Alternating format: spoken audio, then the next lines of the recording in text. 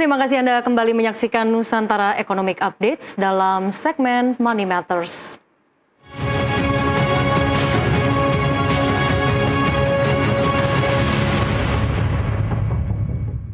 Pemirsa, pasar kripto melesat dalam 24 jam terakhir. Harga Bitcoin hari ini loncat tinggi setelah sebelumnya anjlok parah.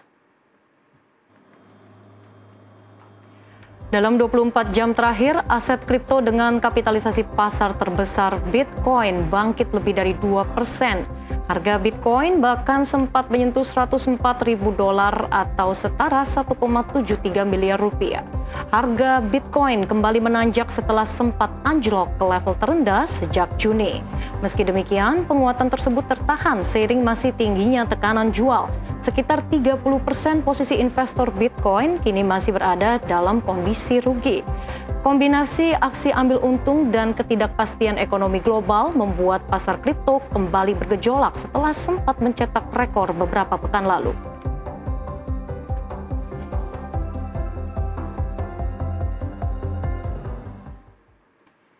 Harga Bitcoin kembali mencatatkan penguatan signifikan dalam satu pekan terakhir. Pergerakan ini memicu optimisme baru di pasar aset digital global termasuk di Indonesia yang kini tengah membangun ekosistem kripto dengan regulasi dan pengawasan yang semakin jelas.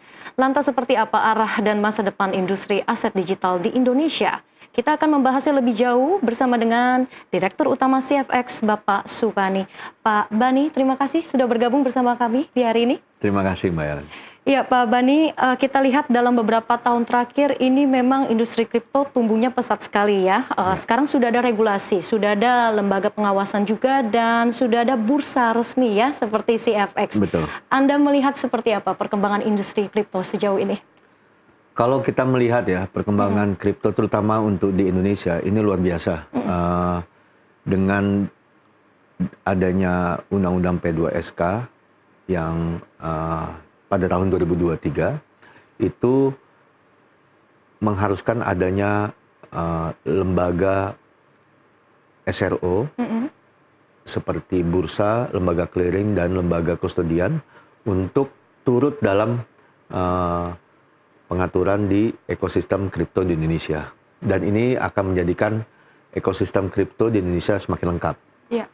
Karena sekarang dengan adanya bursa yang melakukan pengawasan dan juga lembaga clearing yang bertugas untuk mengamankan fiat nasabah dan juga lembaga kustodian yang mengamankan aset kriptonya, ini akan menambah kepercayaan masyarakat atau investor untuk bertransaksi atau melakukan perdagangan aset kripto di Indonesia. Baik, baik.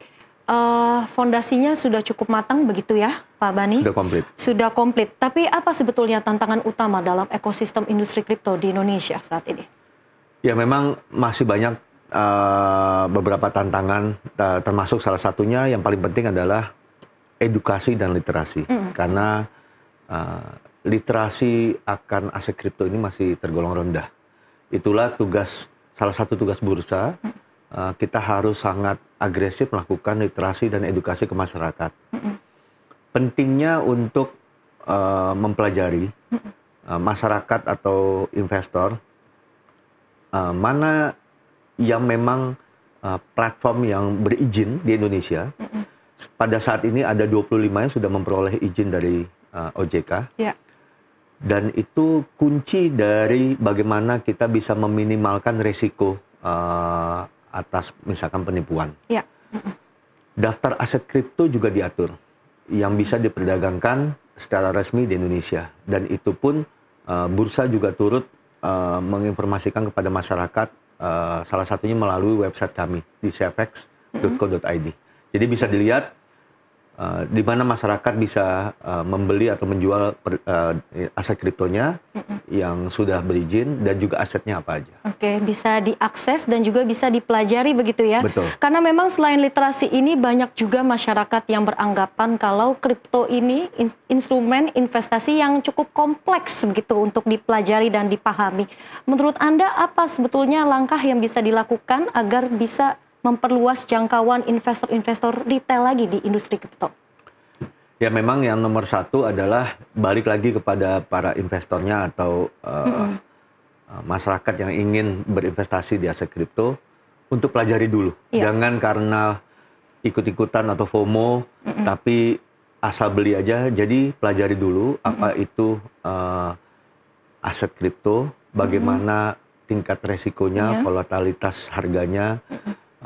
Lalu untuk kedepannya, menurut saya ini sekarang sudah berkembang cukup baik mengenai adopsi rate aset kripto di Indonesia.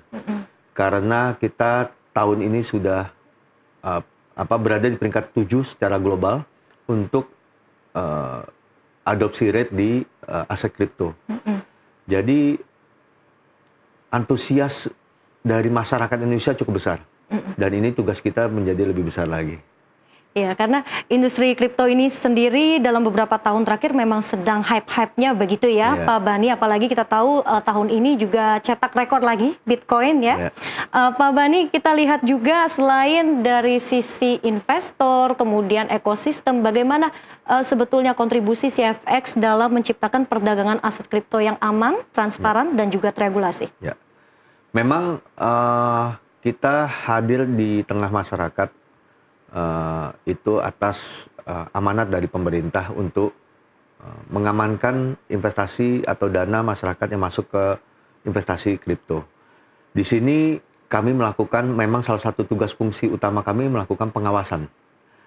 Apapun yang diperdagangkan aset kripto Indonesia harus sudah diawasi. Oleh karena itu kita melakukan banyak pengawasan seperti transaksi monitoring, lalu kita juga ada pengecekan atas aset-aset yang di listing, dan ini kita lakukan real time. Aset kripto itu diperdagangkan 24 jam. Jadi nggak ada liburnya. Iya, always moving ya. Sehingga kita develop sistem yang memang untuk memungkinkan kita bisa memonitornya 24 jam. Ini semata-mata memang untuk mengawasi perdagangan dan menjaga integritas industrinya. Kita mesti transparan. Dan hasil pengawasan ini selalu kita laporkan ke regulator, dalam hal ini OJK. Dan yang paling penting adalah fiatnya atau dana masyarakat itu sudah secara transparan dipegang 100% di lembaga clearing. Jadi bukan diperdagang lagi. Lalu aset kriptonya yang diperdagangkan itu dipegang oleh lembaga kustodi. Sehingga perdagangan ada di pedagang, namun elemen yang lainnya terpisah, tidak ngumpul di satu tempat. Nah, ini juga menarik untuk kita ketahui juga dari sisi operasional bursa, dalam hal ini CFX. Sebelumnya kan memang dalam pengawasan kripto ini dipegang oleh Bapepti, begitu ya Pak Bani? Betul. Lalu kemudian berpindah ke OJK. Ada perbedaan tidak sejauh ini?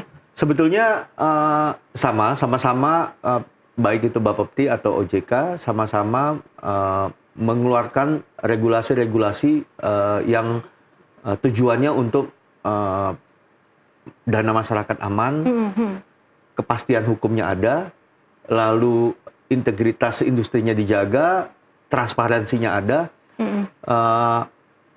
Yang kami melihat bahwa pihak OJK pun juga mengeluarkan regulasi yang kalau kami ambil contoh POJK nomor 27 tahun 2024, itu banyak juga yang mengikuti apa yang sudah ada di Perba sebelumnya, sehingga nafasnya sama lah.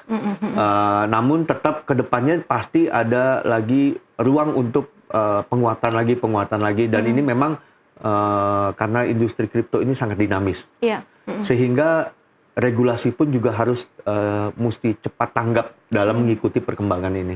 Dan kami melihat Indonesia ini sudah mempunyai regulasi yang cukup baik, malahan kita melihat satu-satunya negara yang mempunyai SRO dalam industri aset kripto ini baru Indonesia. Ini yang pertama, dan the only one.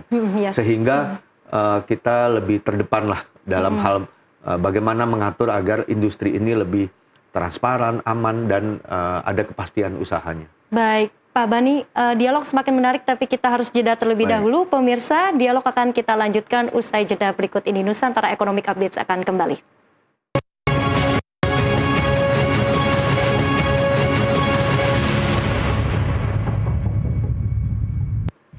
Anda kembali di Nusantara Economic Updates. Pak Bani, kita lanjutkan kembali. Ini kita melihat ya bahwa kripto ini sangat digandrungi oleh masyarakat, terutama investor generasi milenial, generasi Z, Gen Z ya. Bahkan mereka melihat Bitcoin itu menjadi salah satu aset safe haven, lebih minim risiko, lebih tahan banting dibandingkan emas.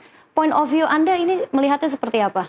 Ya, memang secara data pun berkata demikian, bahwa lebih dari setengahnya investor yang berinvestasi di kripto di Indonesia itu dari generasi Gen Z dan milenial. Itu rentang umurnya sekitar 18 sampai 34 tahun. Ini mungkin karena salah satu penyebabnya adalah generasi muda ini udah semakin dekat dengan teknologi kan. Nah, investasi kripto ini sangat lekat dengan teknologi Bitcoin, ya kan? Teknologi blockchain. Jadi anak-anak muda ini udah semakin banyak juga akses informasi dengan global, dengan luar, apa yang terjadi di luar. Nah, di luar pun juga investasi kripto ini juga sangat pesat sekali kemajuannya, sehingga yang paling cepat pick up itu anak muda. Jadi memang ini yang salah satu perhatian kami, bagaimana anak muda ini memang dengan karakternya yang bisa cepat, mungkin naluri untuk investasinya lebih atau lebih agresif. Nah, ini mesti diimbangi dengan edukasi yang benar dan literasi yang benar. Harus diimbangi dengan edukasi ya. Sebenarnya memang jika memilih untuk berinvestasi Bitcoin ya sah-sah saja, asalkan juga dipelajari terlebih dahulu dan juga dipahami risikonya, begitu ya Pak Bani. Betul. Nah, di tengah meningkatnya volume transaksi, isu keamanan data dan privasi ini juga penting. Bagaimana CFX memastikan perlindungan data pribadi para investor ini tetap aman? Ya, jadi memang ini yang salah satu menjadi fokus kami, bahwa data-data dari para nasabah pun itu harus aman, dan ini semuanya sudah diatur dalam kerangka regulasi kita di POJK nomor 27 tahun 2024. Seluruh pelaku atau pedagang aset kripto digital di Indonesia itu juga harus mengikuti apa yang memang sudah diatur dalam hal pelindungan data nasabah. Ambil contoh, perdagangan atau nasabah itu engage-nya kan dengan pedagang, bukan dengan kami di bursa. Kami hanya mengawasi saja, dan sehingga data masing-masing nasabah itu nggak ada di kami. Di exchange-nya ya? Di para exchange-nya. Nah, inilah yang kami juga harus mengawasi agar para pedagang ini benar-benar mengikuti aturan yang sudah diterapkan oleh OJK untuk menjaga data pribadi masing-masing dari nasabah.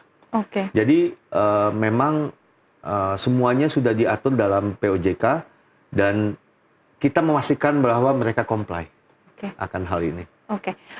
Kita lihat juga sekarang banyak yang melihat aset kripto ini tidak cuma sekedar tren aja ya, karena memang merupakan peluang cuan baru begitu. Nah, apakah saat ini perusahaan ataupun juga institusi keuangan di Indonesia juga mulai merilik aset kripto sebagai diversifikasi portofolio? Ya, memang data juga menunjukkan demikian. Jadi kalau kita ngelihat ya dari awal tahun ini dengan Agustus kemarin, peningkatan jumlah investor yang dari institusi itu atau dari korporasi itu meningkat 40% lebih, 40%. Jadi memang sekarang sudah mulai mereka melihat ini mungkin salah satu bagian dari strategi untuk treasury-nya mereka. Jadi biasanya kalau korporasi, mereka bukannya kayak trader yang cepat jual beli, tapi bagaimana mereka mendiversify treasury-nya mereka. Mungkin sekarang sudah dipikirkan untuk masuk ke investasi aset kripto juga. Yang paling penting adalah kita jangan hanya mikirin cuannya aja, tapi juga mesti hitung resikonya. Jadi kita mesti mengerti bagaimana appetite resikonya yang kita mau gitu. Baik, baik Pak Bani, dengan meningkatnya minat dari institusi, bagaimana CFX dalam hal ini sebagai bursa resmi memfasilitasi peningkatan dari minat investor institusi? Ya, memang sejak adanya POJK nomor 27 tahun 2024 itu memungkinkan untuk korporasi mulai membeli aset kripto untuk treasury mereka. Nah, ini walaupun masih dikhususkan untuk koperasi lokal. Oke. Nah, kedepannya ya mungkin dengan segala perhitungan tidak tertutup kemungkinan bisa juga merambah ke koperasi yang asing. Ya. Karena marketnya cukup luar biasa besar yang dimana Indonesia sebetulnya dalam hal industri kripto ini kompetisinya bukan hanya di dalam para pelaku di Indonesia, tapi betul. Indonesia dengan negara lain. Karena ini kan aset global. Contoh aset kripto A bisa dibeli di negara manapun. Jadi mereka akan memilih. Orang Indonesia pun bisa beli di negara lain kalau misalkan memakai platform yang tidak berizin. Makanya ini kita terus mengeducate bahwa pakailah platform atau pedagang yang telah berizin. Juga untuk sebetulnya kembali perlindungan ke mereka juga. Gitu. Oke. Nah, ini menarik, tadi sempat disinggung juga oleh Pak Bani ya, karena kita juga perlu melihat dari sisi daya saing juga Indonesia dengan negara-negara lain. Sejauh ini seperti apa posisi Indonesia? Kalau saya melihatnya, sebetulnya Indonesia dalam hal regulasi sudah sangat yang terdepan. Karena memang yang tadi saya bilang, kita yang satu-satunya dan yang pertama mempunyai bursa kripto yang mengatur para pedagang atau exchanger di Indonesia. Nah, namun ini juga hanya tidak sebatas itu. Yang kita perlukan adalah juga inovasi-inovasi produk, yang dimana banyak produk yang di luar tapi belum ada di sini. Itulah juga salah satu tugas CFX, bagaimana bisa memperdalam market. Banyak inovasi produk yang sekarang sudah bisa dimasukkan ke sandbox yang dibuat oleh OJK.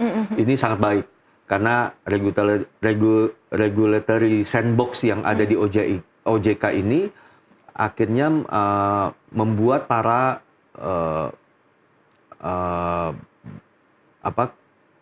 pemain-pemain di Indonesia itu bisa mempropose suatu produk-produk baru, di mana dalam masa sandbox akan dilihat ini memang use case-nya bagus apa tidak, dampaknya seperti apa. Bila baik, ini akan menjadi produk yang dikeluarkan di industri Indonesia. Nah, dengan adanya sandbox dari OJK ini makin membuat menaikkan semangat lah para pelaku-pelaku, termasuk blockchain developer yang ada di Indonesia. Lalu pedagang-pedagang juga semakin kaya akan produk yang bisa ditawarkan kepada masyarakat. Nah, inilah yang akan membuat industri kripto Indonesia bisa berdaya saing lebih kuat kepada global. Oke, itu dari sisi regulasi dan juga dari sisi inovasi ya, begitu ya Pak Bani. Kalau dari sisi pertumbuhan investor seperti apa? Kalau pertumbuhan investor juga Indonesia terbilang cukup pesat. Jadi kemarin itu pada akhir bulan Desember itu kita masih di level sekitar di 14 juta. Lalu sekarang data terakhir menunjukkan kita sudah tembus di 18 juta. Nah, ini peningkatan yang luar biasa. Dan memang tidak tertutup kemungkinan selain dari Gen Z dan millennials ini, sekarang sudah banyak dari generasi yang lebih senior lagi, lebih mature lagi, yang biasanya mungkin berinvestasi di yang tradisional market, apakah itu pasar saham atau yang lain. Yang biasanya lebih konservatif begitu ya? Sekarang sudah mulai melirik. Gitu. Jadi ya ini tugas kita juga bagaimana menjangkau untuk hal literasi edukasi ke marketnya mereka. Jadi menjangkau seluruh segmen begitu ya. Nah, 18 juta tadi Pak Bani sebutkan. Apa sebetulnya strategi yang bisa kita lakukan agar Indonesia ini bisa jadi salah satu hub mungkin di Asia atau mungkin di dunia? Ya, Jadi memang yang paling penting tadi satu, yaitu bagaimana kita mempunyai kerangka regulasi yang mengatur industri kripto Indonesia ini nyaman bagi investor. Jadi transparansinya ada, keamanannya ada, lalu kemudahan dalam bertransaksi. Ini yang akhirnya membuat apalagi kalau dari marketnya korporasi, mereka akan lebih jadi mereka kalau dari korporasi lebih memilih bagaimana mereka investasinya mereka lebih aman dalam jangka panjang. Nah ini yang kita mesti ciptakan environment ini. Ini yang kita tawarkan. Lalu kalau untuk retail juga itu inovasi produk yang perlu kita dorong. Jadi memang sekarang kalau dulu itu masih cuman spot trading, yaitu aset kriptonya aja, ya misalkan Bitcoin, Ethereum. Sekarang sudah ada derivatifnya, perpetual produk, di mana itu nanti bisa perdagangannya kontrak Bitcoin. Nah ini inovasi-inovasi ini yang kita harus push untuk bisa ditawarkan atau tersedia di market Indonesia. Mungkin nanti tokenisasi, real world asset, ada stable coin yang baru-baru, atau nanti ada juga staking segala macam yang dimana di luar sudah banyak. Crypto lending, borrowing, itu yang harus kita perkaya produknya di Indonesia untuk menjadi regional hub. Baik, terakhir Pak Bani, mungkin Anda melihat seperti apa kita pemerintah Indonesia mempunyai target inklusi keuangan, bagaimana CFX juga turut bisa berkontribusi dalam hal itu, dan mungkin bagaimana ya untuk masyarakat yang baru saja mengenal kripto dan ingin berinvestasi, apa hal pertama yang harus dilakukan terlebih dahulu? Silakan. Mungkin informasi pertama yang bisa didapat adalah di mana saya bisa bertransaksi dengan aman. Lalu aset apa yang memang secara resmi diperdagangkan Indonesia. Kedua informasi ini bisa didapatkan di websitenya CFX. Jadi sekarang ini ada 25 pedagang yang sudah mempunyai izin dari OJK, itu listnya ada di website kami. Dan juga ada sekitar 1.400 lebih aset kripto yang sudah resmi diperdagangkan dan diizinkan di Indonesia. Nah itu listnya juga ada di website kami. Start dari situ dulu.